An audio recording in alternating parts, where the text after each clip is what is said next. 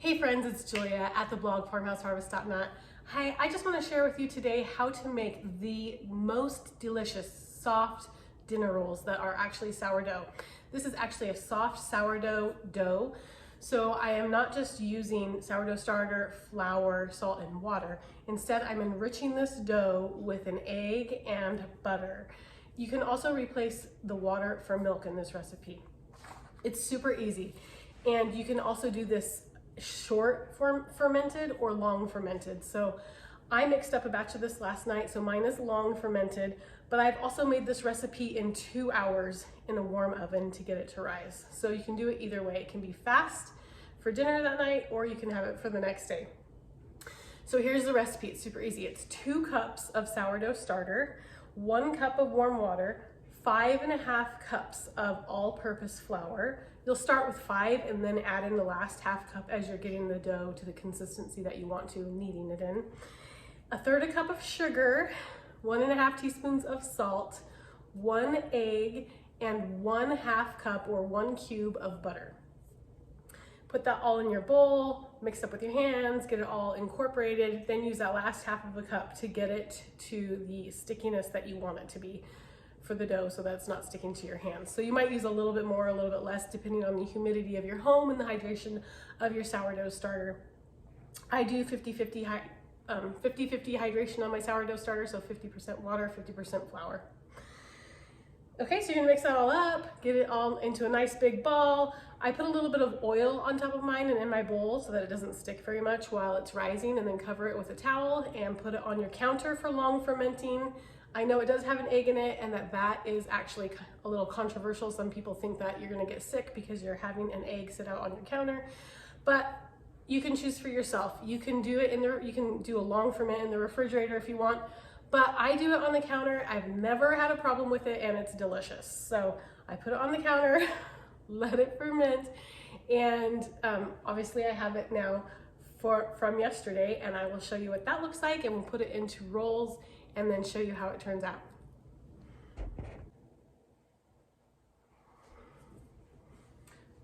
One thing to remember with this recipe is that it's actually a really big batch. So you would make like a 9x13 pan of rolls with this recipe, or you can cut this recipe in half, and it's perfect for a smaller family. It would make a 8x8 pan or 9x9 pan worth of rolls. And also with this recipe, another thing you can do with it is use it for cinnamon rolls. Because it's enriched with the butter, the egg, and has the sugar in there, it makes really good cinnamon rolls too.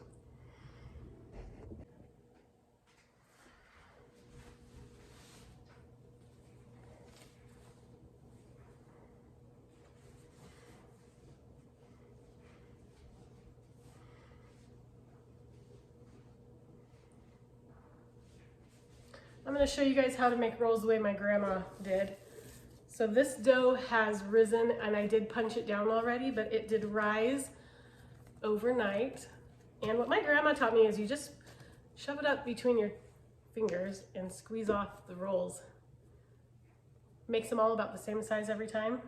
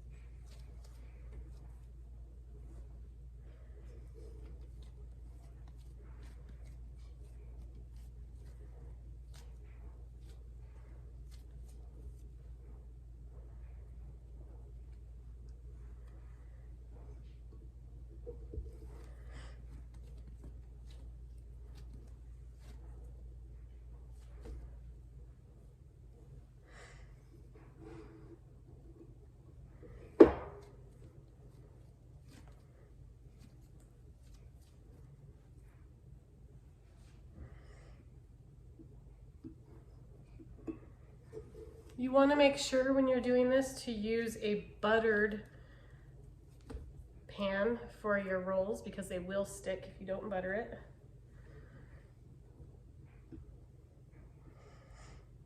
Okay, so this is a 9x9 pan, and I've got 9 rolls, and I still have a good amount of dough left over. And I am going to make cinnamon rolls with this yummy dough. So, after we have our rolls all shaped and ready, I'm going to cover it again with a clean towel and let them rise until they're nice and poofy before I put them in the oven.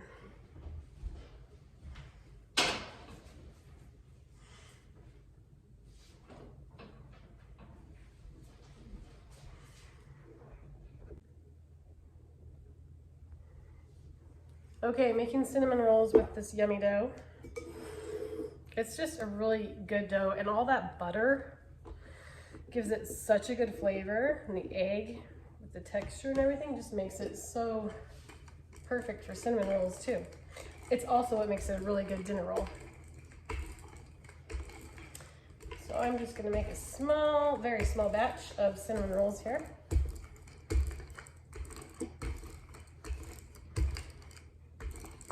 When I make cinnamon rolls, I like to roll my dough out to about 1/4 of an inch so that it's more cinnamon swirls in my cinnamon roll than it is bread.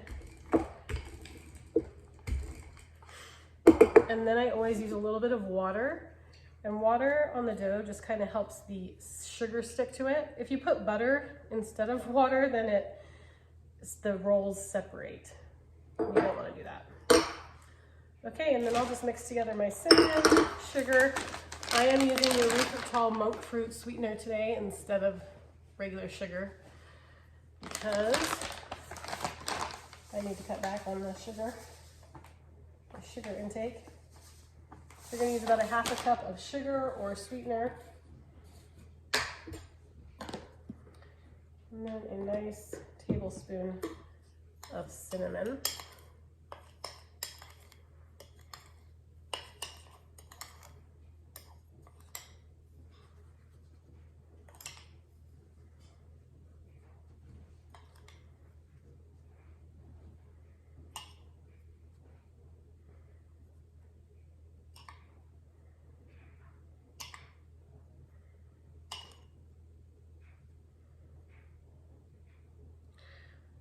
Pecans or walnuts would also be really good in this. I'm actually going to roll these up to make them really big fat rolls instead of a whole bunch. I could roll it up this way and make several rolls, or I could roll it up this way and make fewer rolls, but they'll be bigger.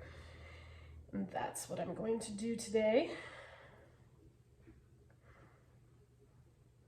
Now you can also make this recipe into chocolate cinnamon rolls. You just up the sugar to about 1 cup of sugar, and then add into the roll dough itself, you would add in about 1/2 cup of cocoa. And then you can fill that with, instead of cinnamon sugar, cocoa sugar. And you've got chocolate rolls. Of course, you could add chocolate chips to that too, makes it double chocolate. And then you can melt chocolate chips and drizzle it over the top, so they're quadruple chocolate rolls. I did that the other night, and I'll show you a video of that too. Okay, so we have a little bit fatter rolled up, and then you'll always, of course, need a buttered pan to put that in. This is easier to do with string, but I don't have any with me right now, so I'm just going to use a knife.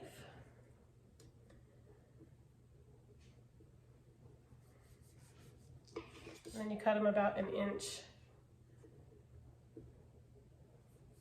Okay.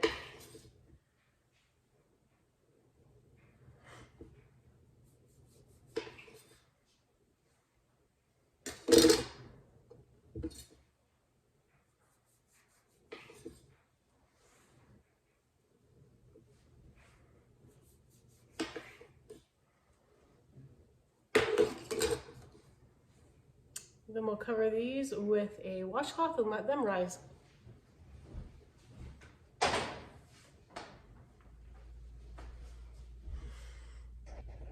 So this sourdough roll recipe is very versatile. You can make the most flavorful, soft, and delicious dinner rolls with this recipe. You can also make cinnamon rolls with this recipe, and you can also make chocolate rolls with this recipe. When your rolls have doubled in size after rising the second time, you're going to preheat your oven to 350 degrees and then bake them for about 20 to 25 minutes. Just check them at 20 minutes depending on your oven. They'll take different amounts of time to finish cooking, and depending on how well done you like your rolls. I do not like my rolls to get too golden. I like them to just barely be golden on top and just barely in the glass pan to be just barely golden. So that for me is about 20 minutes. If you like yours a little bit more crusted, then you'll let yours go to about 25 minutes.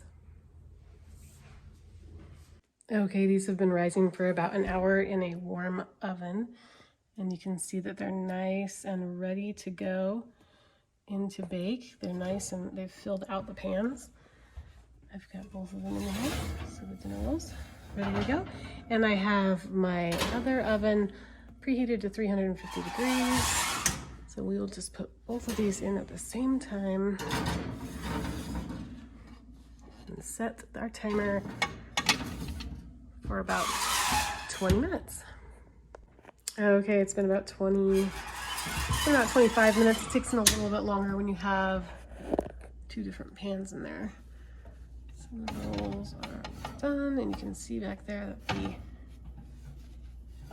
plain rolls are nice and golden on top. Perfect. That's just the way I like them. They'll actually get more gold on the bottom as they cool. So those over here. Go back for the cinnamon rolls. There we go. All right. I made a little glaze here, and I'm just gonna pour that over cinnamon rolls. This is just like 1 cup of powdered sugar, a tablespoon of melted butter, and about a tablespoon of milk. We'll just let that soak in, and that is going to be delicious. And these sourdough rolls are going to be so soft and delicious. Look how fluffy those are. Perfect. No, I'm not. So you're not grown. Want to see how big I am? I'm taller than you. All right.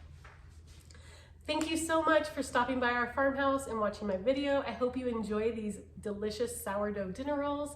If you haven't subscribed yet, please do. I get out new videos every week on seasonal scratch cooking, the farm and garden, and DIY farmhouse and homemaking.